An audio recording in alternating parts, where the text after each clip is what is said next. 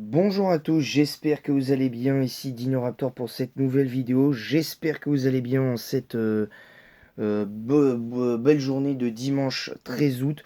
Alors, petite particularité, aujourd'hui on aura deux débriefs. Australie-France, quart de finale de Coupe du Monde féminine 0-0, défaite de notre équipe de France 7 tirs au but à 6 face à l'Australie. Et enfin, il y aura le débrief de PSG Lorient. Et on va commencer par Australie-France, parce que c'était le débrief en priorité que je voulais faire. On va commencer par Australie-France. Alors évidemment, Australie-France, bah, une désillusion de plus, hein, évidemment, malheureusement, que ce soit avec Corinne Diacre ou Hervé Renard, visiblement la situation euh, en Coupe du Monde pour l'équipe de France féminine ne change pas. Le niveau de jeu n'a pas tant changé que ça finalement. Parce que le match face à l'Australie, pour certaines joueuses, a été très très moyen. Et d'ailleurs, je vais pointer du doigt certaines joueuses, à mon sens, parce qu'avec le recul, je me suis dit, notre capitaine Wendy Renard n'était pas fautive, mais finalement, j'avoue qu'il y a de quoi se poser des questions quand même. Mais trois joueuses pour moi sont à pointer du doigt et à remettre en question leur statut dans l'équipe. Parce qu'à un moment donné, il va falloir se poser de vraies questions et d'arrêter d'être naïf. Des deux côtés, hein. Je prétends pas avoir raison, encore une fois. On va partir sur les notes et très rapidement, pour moi, Pauline Perromanien, c'est un 7 sur 10 parce qu'elle n'a pas eu vraiment d'arrêt à faire. À part quelques grosses frappes en début de match et puis en deuxième mi-temps, il y a pas eu elle n'a pas eu grand chose à faire. En prolongation, les Australiennes étaient dans la gestion. On savait qu'on aurait pu les avoir à l'usure, mais bon, au-delà de ça, je pense qu'on aurait peut-être dû bénéficier de plus de fautes. Je pense parce que l'arbitre de ce match, je vais pas dire qu'elle était clairement pour les. Contrairement à certaines personnes, je vais pas dire que l'arbitre était clairement pour les, pour les Australiennes, parce qu'il faut arrêter de. Parce qu'on sait que le football, ça a souvent été magouille et compagnie par le passé. Alors je dis pas que c'est plus le cas aujourd'hui, mais il faut pas oublier que de toute façon, dans tous les sports, il y a des. Il y a des petits. Il y a toujours eu plus ou moins des petits arrangements de par les paris sportifs qui sont faits continuellement. Mais bon, ça, c'est un autre débat. Donc du coup, voilà. Alors attendez. Donc, ce que je disais, c'est que le foot en particulier, c'est le sport où il y a le plus eu de suspicions de matchs truqués. On se souvient de la fameuse rumeur OM Milan, AC Milan, mais bon, pour moi, il n'y a pas de. Je pense pas qu'il y ait eu de réelles preuves. À ce genre, il n'y a pas de preuve que l'OM ait acheté sa finale, mais bon, ça, c'est autre chose. Donc pour le coup, voilà. Alors Elisa de Almeida, on va revenir à ça très rapidement. 9 sur 10 pour moi pour Almeida, très clairement. Je trouve que ça a été la joueuse du match pour moi. D'ailleurs, j'ai pas compris pourquoi c'est Eugénie Le Sommer qui a été élue joueuse du match, très clairement. Alors attendez, hein. Donc je disais, Elisa de Almeida, pour moi, c'est la joueuse du match. C'est celle qui a clairement surnagé dans ce match-là avec Perromanien. J'ai pas du tout. Franchement, le reste de l'équipe ne m'a pas plu, je l'ai pas reconnu. À part Karchaoui qui a pour moi été avec Almeida et Perromanien assez forte. Voilà, mais bon, les entrées, je vais pas les juger, que ce soit Vicky Béchaud qui a fait du bien, Solène Durand ou F. Périssé. Bah, finalement, le coaching n'a pas été payant, c'est dommage. C'est dommage à ce niveau-là. Mais bon, j'en veux pas à Hervé Renard non plus parce qu'il vient à peine d'arriver. Il a montré que. Il a quand même montré que c'était quelqu'un qui savait faire plus ou moins bien jouer ses équipes. Alors je dis pas qu'on a mal joué tout le match, mais je pense qu'il va falloir quand même se remettre en question et arrêter de se prendre la tête. Je pense que ce serait pas mal En l'état actuel des choses, je pense que ce serait pas mal aujourd'hui. Voilà, tout simplement. Ensuite, Maël Lacrar, pour moi, c'est 6 sur 10 parce que je l'ai senti très émoussé physiquement. Je l'ai pas senti à l'aise dans le jeu. Je l'ai pas senti vraiment à l'aise dans ce qu'elle voulait faire. Mais bon, elle a quand même fait son match. Elle a quand même pour moi fait son match, même si j'aurais préféré qu'elle fasse un petit peu plus. Je trouve que même si Wendy Renard a compensé un petit peu son manque de jus sur tous les duels, le reste ça a été très moyen, hein, on va pas se mentir. Le reste ça a été plus ou moins moyen, mais bon, je mets quand même 6 sur 10. Je lui mets une note légèrement au-dessus de la moyenne quand même, parce qu'elle a fait beaucoup d'efforts aussi. Elle s'est battue jusqu'à la fin, et ça c'est important.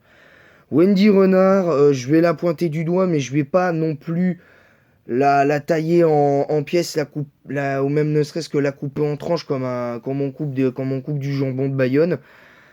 Pour moi, là, pour le coup, Wendy Renard, je trouve que au-delà du contenu de son match, qui pour moi a été très bon, et d'ailleurs je lui mets 8 sur 10 à Wendy Renard, mais pour le coup, Wendy, j'ai pas compris son attitude sur le soi-disant but qu'on marque, parce que on voit très clairement à l'image que Wendy Renard ramène celle qui marque, qu'on voit qu'elle ramène en prolongation l'Australienne qui marque contre son camp euh, sur, vers elle pour pouvoir peut-être tenter de mettre, de mettre ce but. Même si d'un certain côté, ça n'aurait été pour moi que justice de marquer un but de cette façon-là, dans le sens où pour le coup, je trouve qu'on aurait dû bénéficier d'un potentiel, euh, d'un potentiel penalty, parce qu'il va falloir être très clair à un moment donné au niveau de la règle des mains dans la surface. Je pense qu'à un moment donné, il va falloir être clair une bonne fois pour toutes à ce niveau-là, parce que ce n'est pas possible. Parce que moi j'estime que même si c'est pas fait exprès, dès l'instant que tu touches la main, le ballon de la main dans la surface, tu dois siffler penalty. Ou en tout cas que la VAR doit checker ce genre de situation systématiquement. Parce que ce n'est pas possible. Voilà, ce n'est pas possible un truc pareil. Voilà. Donc Wendy Renard, elle est plus, je dirais, on pourrait la considérer comme la seule fautive, mais pour moi, ce n'est pas elle la vraie fautive dans cette histoire-là. Pour moi, comme j'ai dit, moi je pointe du doigt Wendy Renard juste pour c'est son attitude qu'elle a eue pendant qu'on disait qu'il y avait faute alors qu'il y avait pas, alors que pour elle il n'y avait pas faute. Diani, j'ai pas aimé son attitude du match non plus, même si son contenu de match était pas ouf non plus. Mais avant, Karchaoui, c'est comme son numéro sur le maillot, c'est 7 sur 10. Elle a fait un match vaillant, mais je l'ai senti très émoussé, Karchaoui aussi. Kenzadali, 6 sur 10. Match satisfaisant, mais sans plus. Toliti Gayuro, milieu de terrain, catastrophique. Voilà, j'ai pas d'autre mot à dire. 3 sur 10 les deux. Ça a été très moyen, j'ai pas aimé. Vraiment, j'ai pas aimé. Selma Bacha, 4 sur 10. Pareil, j'ai pas du tout aimé son match à Selma Bacha. Elle a pas apporté ce qu'elle apporte d'habitude. Très clairement, j'ai pas apprécié son match. Voilà. Le Sommer, pour moi, c'est 3 sur 10. Elle réussit son tir au but, ok, mais très honnêtement, pour moi, elle est clairement fautive. Elle est d'autant plus fautive parce que certes, elle a eu des situations, certes, elle a eu, euh, elle a eu une frappe qui était, elle a tiré une fois au but parce qu'elle n'était pas attaquée déjà, première chose. Et en plus de ça, certes son tir était cadré, mais bon, n'importe qui, même moi j'aurais pu l'arrêter, bien que sa frappe était puissante, suffisamment puissante quand même. Mais je suis désolé, si on dit que Wendy Renard est fautive par rapport à cette élimination, et ben Eugénie Le Sommer l'est tout autant, voire même peut-être même plus. Parce que justement, c'est dans ce genre de match que d'habitude Eugénie Le Sommer fait avec l'Olympique Lyonnais chez les féminines arrive à impulser quelque chose, là, elle ne l'a pas fait.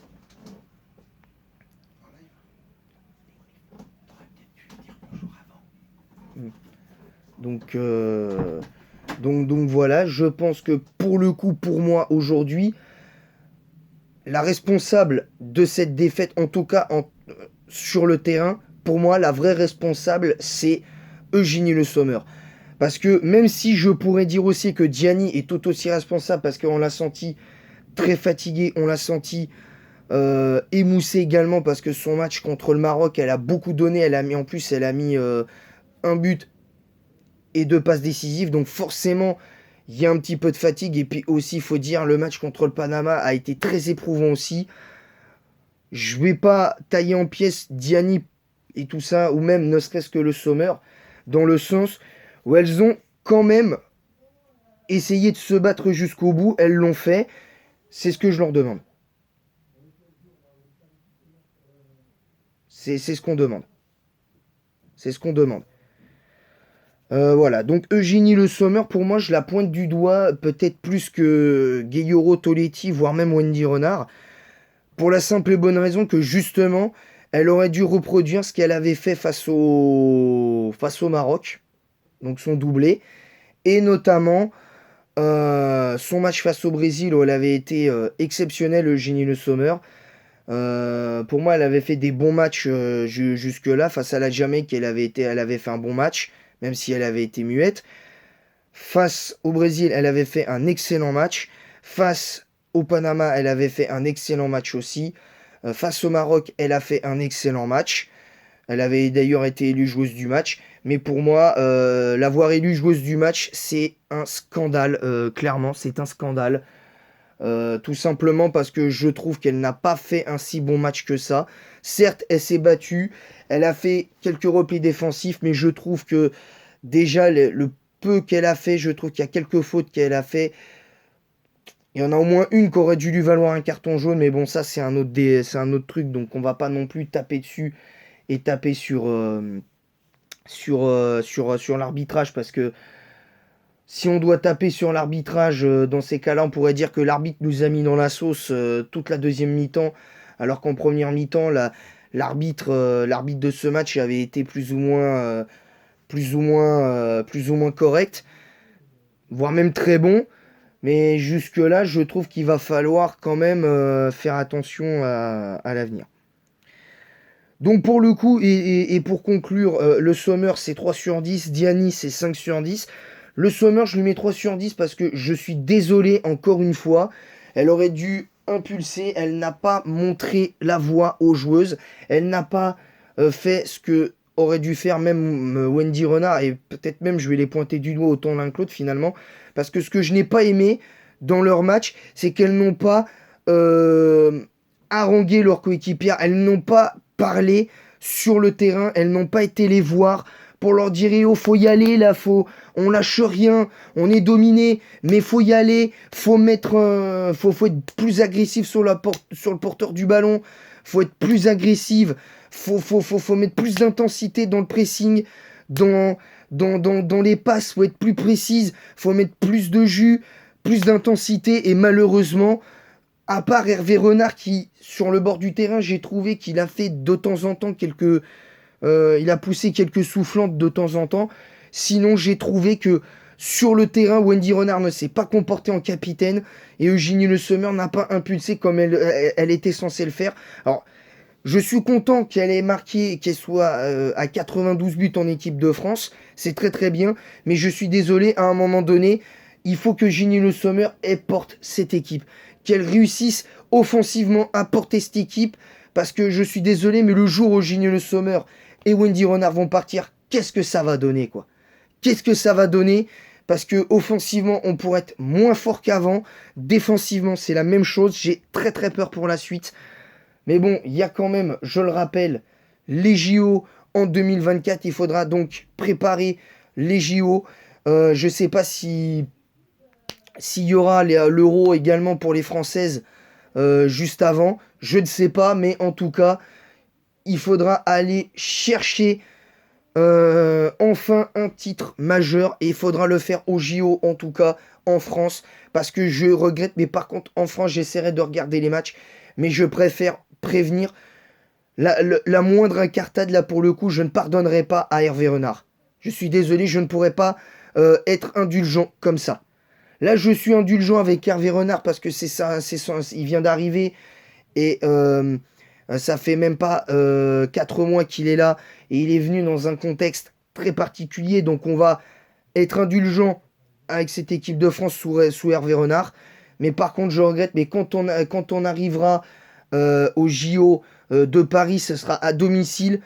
J'espère que ce sera pas comme ça et qu'on sera bien meilleur dans les têtes. Parce que là, il y a un problème mental sur le terrain, en tout cas, qui est présent. Voilà, tout simplement. Voilà, voilà. Donc c'est tout pour la première partie de cette vidéo débrief. On va parler maintenant du match PSG Lorient. Alors, c'est peut-être le seul match où je vais pas noter les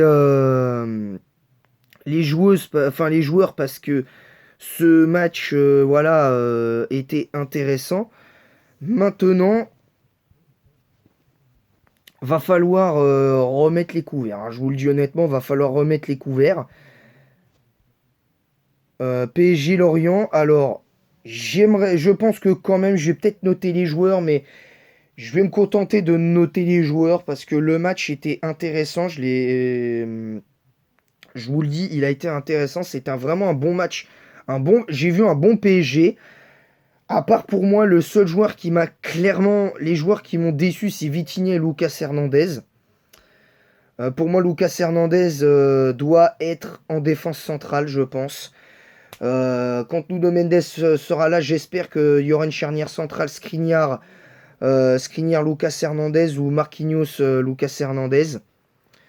Voilà, et Danilo Pereira pour moi doit remonter au milieu de terrain et remplacer Vitinha avec ce milieu de terrain avec éventuellement Ugarte et comment s'appelle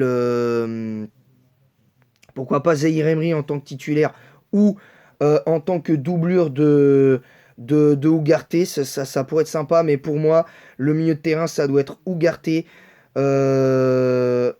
Danilo Pereira et, euh, et Verratti. Moi, je pense que si Verratti revient, voilà, je pense que contrairement à certains gros naïfs, je pense que Verratti, il peut revenir à son meilleur niveau et j'ai envie d'y croire à lui. J'ai envie d'y croire.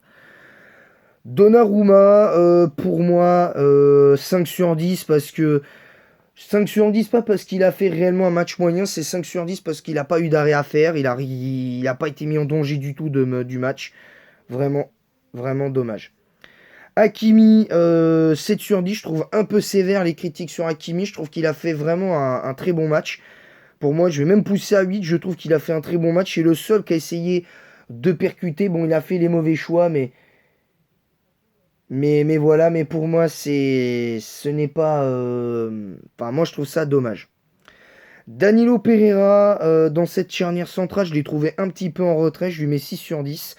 Skriniar, je l'ai trouvé intéressant pour une première au parc, 7 sur 10 pour Skriniar. Lucas Hernandez, je l'ai trouvé en retrait, mais je ne l'ai pas trouvé mauvais, curieusement, à part sa petite boulette qui aurait pu coûter un but au Paris Saint-Germain. Ben sinon, pour moi, Lucas Hernandez, c'est un 6 sur 10.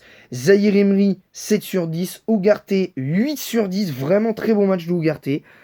Vitinha, 4 sur 10. Je l'ai trouvé moyen. Vraiment moyen. Kang In-lee, je l'ai trouvé intéressant en première mi-temps. Il s'est un petit peu effacé en deuxième, mais je vais lui mettre 7 sur 10 à Kang In-lee parce que c'est un joueur sud-coréen. C'est un joueur qui va faire la différence. Je pense qu'il pourra s'installer en tant que titulaire au Paris Saint-Germain sur la durée. Voilà. Marco Asensio, 5 sur 10, j'ai trouvé son match assez moyen. Il a eu des occasions, il a frappé au but plusieurs fois aussi. Mais je pense qu'il va falloir un petit peu de temps pour que la mayonnaise prenne pardon, avec Asensio. Tout simplement, je pense qu'il va falloir attendre. Et surtout que ce PSG de Luis Enrique attende avant de faire quoi que ce soit parce que surtout en Ligue 1, je pense qu'il va falloir attendre quelques mois avant de voir si cette équipe du Paris Saint-Germain va prendre la mesure de son jeu, du style de jeu que veut imposer Luis Enrique à cette équipe-là, avec beaucoup d'intensité dans le pressing, mais un jeu beaucoup plus fluide. Là, j'ai trouvé que c'était beaucoup plus fluide, c'était collectif. Et si Mbappé finalement accepte de prolonger en 2024 jusqu'en 2025 et partir en 2024 avec un petit cachet pour le PSG, et avec Dembélé en attaque à droite et Mbappé à gauche, avec Gonzalo Ramos je pense que Gonzalo Ramos là il pourrait scorer sévère. Et d'ailleurs Gonzalo Ramos pour moi c'est 5 sur 10 parce que je l'ai pas beaucoup vu sur ce match, mais le peu qu'il a fait, il l'a bien fait. Il a donné de bonnes passes, il a perdu certes quelques ballons, mais il a fait un match cohérent. Voilà, sur ce double débrief, j'espère qu'il vous aura plu. C'est la première fois, c'est la première et dernière fois que je fais ça. Voilà, donc c'est tout pour moi. Sur ce, je vous laisse. J'espère que ce double débrief vous aura plu. J'ai plus détaillé le match Australie-France. J'ai moins détaillé ce PSG-Lorient, mais vous inquiétez pas, ce sera moins le cas pour le prochain match, parce que je crois que le prochain match, c'est Toulouse samedi prochain. On verra. Merci à tous d'avoir suivi. J'espère que ce débrief vous aura plu. Merci de votre présence et votre soutien, en tout cas sur les réseaux sociaux. Ça me fait énormément plaisir. Et en attendant la prochaine, je vous dis à bientôt. Vive le foot. Allez les Bleus pour Hervé Renard. Et allez les Bleus tout court, évidemment, en toutes circonstances. Et en attendant la prochaine, je vous dis à bientôt et passez un bon dimanche.